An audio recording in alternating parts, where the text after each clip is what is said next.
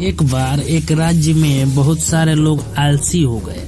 उन्होंने सारा काम धाम छोड़ दिया, यहाँ तक कि अपने लिए खाना बनाना भी छोड़ दिया और खाने के लिए दूसरों पर निर्भर रहने लगे। ज्यादातर समय वे लेटे रहते या सोते रहते। खाने की समस्या के निराकरण जरूरी था, क्योंकि इन आलसियों को खिलाने में लोग आनाकानी करने लगे। एक दिन सभी आलसियों ने राजा से मांग की कि सभी आलसियों के लिए एक आश्रम बनवाना चाहिए और उनके खाने की व्यवस्था करनी चाहिए। राजा नेक और दयालु होने के साथ साथ बुद्धिमान था। उसने कुछ सोचकर मंत्री को एक आश्रम बनाने का आदेश दिया।